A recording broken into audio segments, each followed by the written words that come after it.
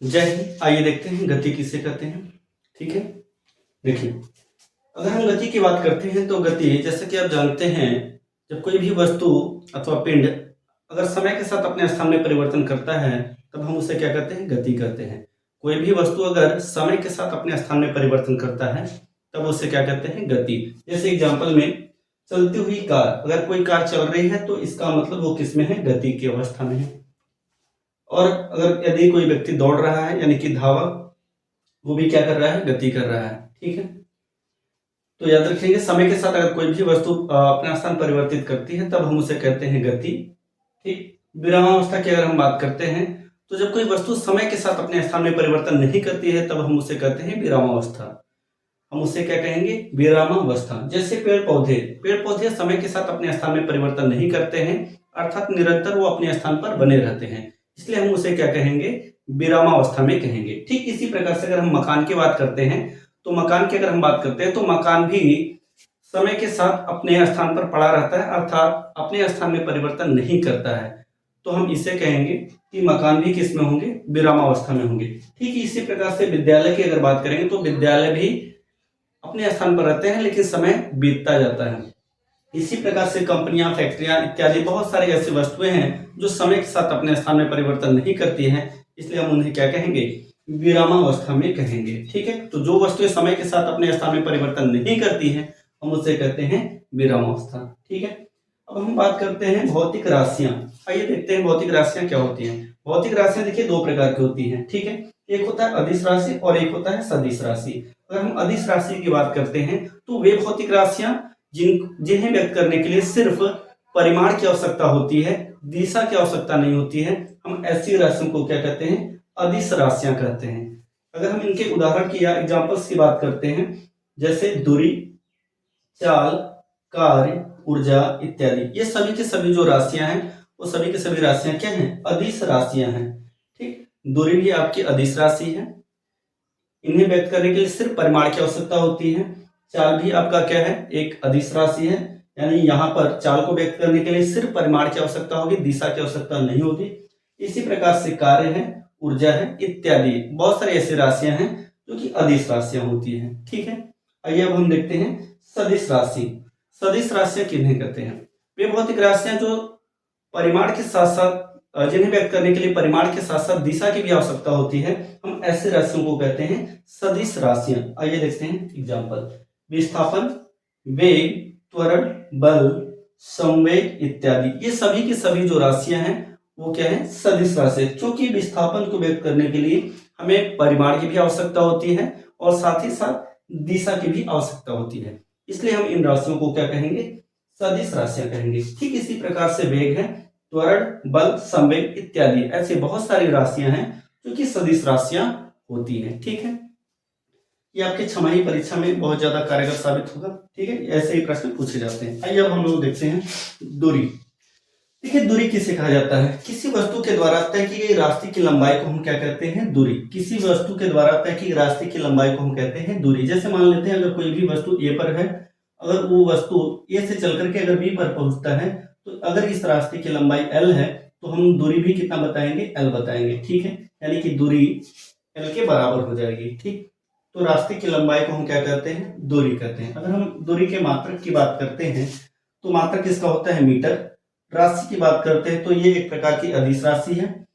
प्रतीक की बात करते हैं तो डी या यस, इसे हम डी से भी व्यक्त कर सकते हैं और यस से भी व्यक्त कर सकते हैं। ठीक है, अगर हम इसके प्रकृति की बात करते हैं तो ये धनात्मक हो सकता है तथा शून्य हो सकता है। याद रखें, अगर हम इसके प्रकृति की बात करते हैं दूरी की, तब ऐसी स्थिति में ये क्या होता है, धनात्मक हो सकता है और शून्य हो सकता है। ठीक, देखिए दूरी मापने वाला यंत्र क्या है, दूरी मापने का जो यंत्र होता है वो ओडोमीटर है, यानी कि ओडोमीटर की सहायता से हम दूरी को मापते हैं। आपने बहुत सारे वाहन देखे होंगे, उस बहुत सारे वाहनों में आपने देखा होगा कि अगर वाहन एक जगह से दूसरी जगह जाता है तो उसमें एक मीटर लगा होता है जिसे हम कहते हैं ओडोमीटर। इसी के द्वारा हम पता कर पाते हैं कि कितनी दूरी तक वाहन चला है। ठीक है, वो यंत्र का नाम क्या है, उस यंत्र का नाम है आपका ओडोमीटर। आइए देखते हैं विस्थापन। अगर हम विस्थापन की बात करते हैं तो किसी भी वस्तु या पिंड के द्वारा तय की गई रास्ते की वह न्यूनतम लंबाई या न्यूनतम लंबाई को ही हम क्या कहते हैं, विस्थापन कहते हैं। जैसे अगर हम यहाँ पर इस फिगर की बात करते हैं, यहाँ पर ए है, एक बिंदु ए है और दूसरा बिंदु बी है, हम इसे कहेंगे प्रारंभिक बिंदु और इसे बोलेंगे अंतिम बिंदु। तो प्रारंभिक बिंदु से अंतिम बिंदु तक के बीच का वह न्यूनतम दूरी हम लोग लेंगे, ठीक है। तो न्यूनतम दूरी अगर जो भी होगा हम उसी को कहेंगे विस्थापन। जैसे एक है आपका मार्ग, ये प्रथम मार्ग, अगर हम पहले मार्ग की बात करते हैं तो ये वाला रास्ता है जो कि कुछ इस प्रकार से है। तो यहाँ पर और दूसरे रास्ते की अगर हम बात करते हैं तो ये सीधा इस प्रकार से जाएगा और तीसरे रास्ते की बात करेंगे तो कुछ इस प्रकार से आएगा। तो यहाँ पर आपको 3 रास्ते दिखाई दे रहे हैं। तो यहाँ पर विस्थापन कौन सा होगा, तो याद रखें सबसे छोटी दूरी की अगर हम बात करते हैं तो सबसे शॉर्टकट जो रास्ता होगा यानी न्यूनतम दूरी जो होगी वो ए से बी, ये वाला दूसरा वाला जो मार्ग या रास्ता होगा वो सबसे छोटी या कम दूरी तय कर रहा है, इसलिए हम इस वाले मार्ग को या रास्ते को क्या कहेंगे, विस्थापन कहेंगे। तो इन तीनों में से हमने देखा कि जो दूसरा वाला पथ या मार्ग था वो सबसे कम दूरी था या फिर कह सकते हैं न्यूनतम दूरी को व्यक्त करता है, इसलिए हम विस्थापन भी क्या बताएंगे, इसी को बताएंगे, ठीक है। आइए देखते हैं इसका मात्रक क्या होता है। विस्थापन का भी मात्रक क्या होता है, मीटर होता है। अगर हम इसके राशि की बात करते हैं तो सदिश राशियां होती है, क्योंकि ये परिमाण की आवश्यकता होता है इसके लिए और दिशा की भी आवश्यकता होता है। अगर प्रतीक की बात करते हैं तो इसे भी डी या यस से हम व्यक्त करते हैं। आइए देखते हैं प्रकृति।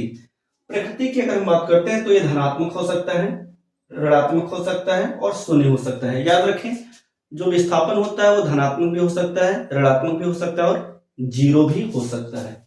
आइए अब हम देखते हैं चाल यानी कि स्पीड। देखिए किसी भी वस्तु के द्वारा एकांत समय में तय की गई दूरी को हम क्या कहते हैं, चाल कहते हैं। किसी भी वस्तु के द्वारा एकांत समय में तय की गई दूरी को हम क्या कहते हैं, चाल। अर्थात हम कह सकते हैं चाल बराबर क्या होगा, दूरी बटा समय। चाल बराबर क्या लिखेंगे, दूरी बटा समय लिखेंगे, या फिर इसी को हम प्रतीक के रूप में लिखेंगे तो v बराबर डी अपान टी, ठीक है। आइए देखते हैं चाल का मात्रक क्या होगा। चाल के अगर हम मात्रक की बात करते हैं तो मात्रक इसका होगा मीटर पर सेकेंड। चाल का मात्रक क्या होगा, मीटर पर सेकेंड। राशि अदिश होता है, प्रतीक की अगर हम बात करते हैं तो ये भी होता है, ठीक है। आइए देखते हैं प्रकृति इसका। प्रकृति की अगर हम बात करते हैं चाल के तो ये धनात्मक होगा, शून्य होगा, ठीक है। कि चाल मापने का जो यंत्र होता है वो क्या होता है, स्पीडोमीटर, यानी चाल मापने वाला जो यंत्र है वो स्पीडोमीटर। ये भी वाहनों में लगा होता है, ये स्पीड को मापता है कि कितने स्पीड से चल रहा है, कोई भी वाहन कितने स्पीड से चल रहा है, इसको मापने वाला यंत्र क्या है, स्पीडोमीटर है। चाल को मापने वाला यंत्र क्या है, स्पीडोमीटर। आइए अब हम समझते हैं वेग। देखिए एकांक समय में तय किए गए विस्थापन को हम क्या कहेंगे, वेग। एकांक समय में तय किए गए विस्थापन को हम क्या कहते हैं, वेग कहते हैं। अगर हम वेग की मात्रा वेग बराबर देखेंगे तो वेग बराबर क्या होता है, विस्थापन बटे समय। जैसा कि आप जानते हैं विस्थापन को भी किससे लिखा गया था, डी या यस से, तो हम इससे भी लिख सकते हैं डी भी बराबर डी बाई टी, ठीक है। कुछ इस प्रकार से लिख सकते हैं। मात्रक की अगर हम बात करते हैं तो इसका मात्रक होता है वेग का मीटर पर सेकेंड। राशि की बात करते हैं तो यह है सदिश राशि। प्रतीक की अगर हम बात करेंगे तो इसे हम भी से व्यक्त करते हैं। प्रकृति की बात करते हैं तो ये धनात्मक, ऋणात्मक और शून्य हो सकता है, ठीक है। तो आशा करते हैं ये आपको वीडियो समझ में आया होगा और ये टॉपिक समझ में आया होगा, ठीक है। धन्यवाद, थैंक यू।